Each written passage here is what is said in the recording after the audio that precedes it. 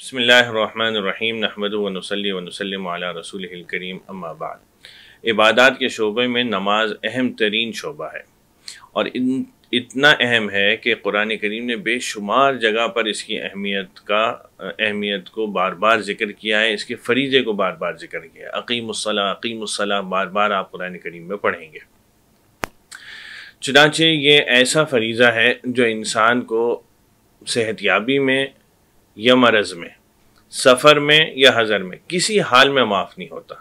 انسان کو سب سے زیادہ جو پوچھ ہے وہ نماز کے بارے میں، دن میں 5 وقت ہم پر یہ فریضہ عائد ہے، اور مرنے کے بعد بھی سب سے پہلا جو سوال ہوگا وہ نماز سے متعلق ہوگا۔ تو ہمیں اس کو بہت اہمیت کے ساتھ اور تقدس کے ساتھ ہمیں یہ فریضہ ہمیں سر انجام دینا چاہیے۔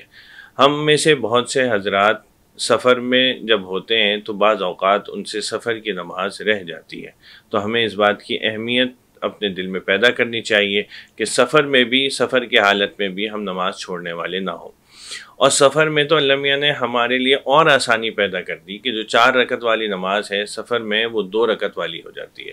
2 رکعتیں ہمارے لیے انہوں نے معاف فرما دی ہیں، اور سفر میں ہمیں پڑھنی ہی 2 رکعتیں، یعنی اگر ہم 4 رکعت والی نماز کو 4 رکعت پڑھیں، اگرچہ ہمیں اطمینان سے ہو، ہمیں کوئی جلدی نہ ہو، تب بھی وہ درست نہیں ہے، بلکہ سفر کی حالت میں ہمیں 2 رکعت ہی پڑھنی ہے۔ سفر کا اطلاق کب ہوگا؟ سفر کا اطلاق جب ہوگا جب ہم کوئی 48 میل یا تقریباً 80 کلومیٹر کا سفر کرنے کا ارادہ رکھتے ہوں اور اپنے جس شہر میں رہ رہے ہوں وہاں کی آبادی سے باہر نکل جائیں تو آپ کا سفر شروع ہو جاتا ہے۔